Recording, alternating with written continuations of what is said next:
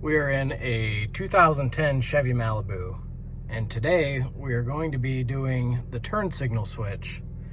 Guy told me that when he turns, it doesn't turn back off, but it sounds like it should. And driving it home to work on it, I realized, so you hear the click, and it'll click as if it's to shut off, but the light's still blinking. Now turning left, there's no click at all. So I suspect that the little contact that's on the end of this deal, your turn signal switch, is not making contact properly anymore, or something internal has failed. So I'm going to give you guys a quick run through on how to change that and what all is needed to do so.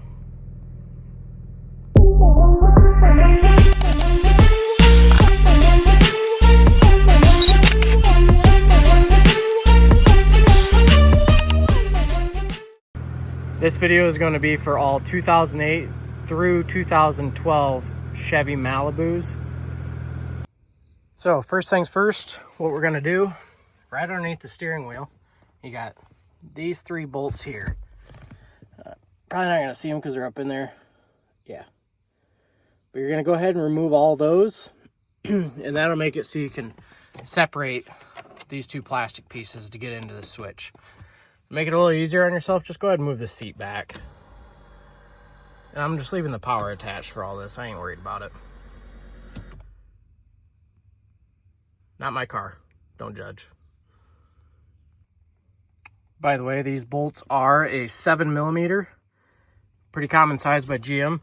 And I found it easiest to get at them with this. You could hook this up to your ratchet if you want, but I just use this because I'm outside. That's what I got on me.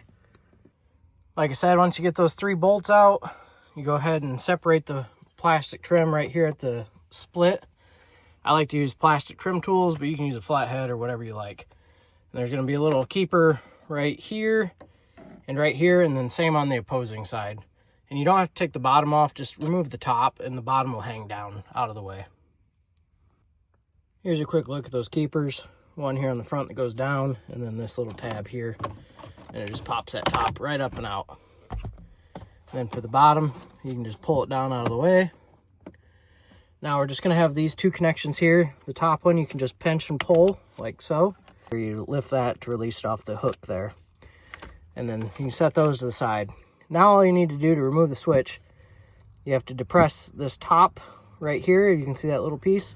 And there's a matching one on the bottom. Push both the bottom one up, top one down, and then wiggle this out. You probably need two hands to do so. And use a flathead if you need to, gently, to depress those to get this out. Alright, so I didn't even really have to pull on it. I just depressed the bottom and used my fingernail on the top. And as soon as I did that, it started sliding. And you can just wiggle it right out of there. And now it's ready for your new one to go right in place. Here's a quick look. The old one on the left, the new one on the right. There's no special setup procedure to this. You just slide that right back in, plug it in, and you should be good to go. So just like that, got it slid into place, both tabs locked in, put both my electrical connections back together. Now we're going to repeat the process of snapping the plastic trim pieces back over your steering shaft, the collar piece, and we're going to put those three bolts back in the bottom and test the unit.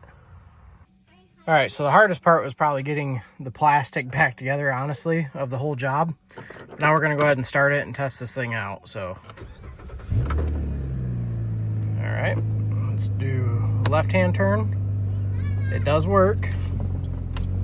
Heard it click. All right, let's try right-hand turn. Clicked, perfect. Looks like it's working good. I typically don't do how-to videos anymore, but this one could probably help somebody save some money. Really easy on these cars, and yeah, maybe it's helpful. Thanks for watching, guys. We'll see you on the next one. Make sure to like and subscribe.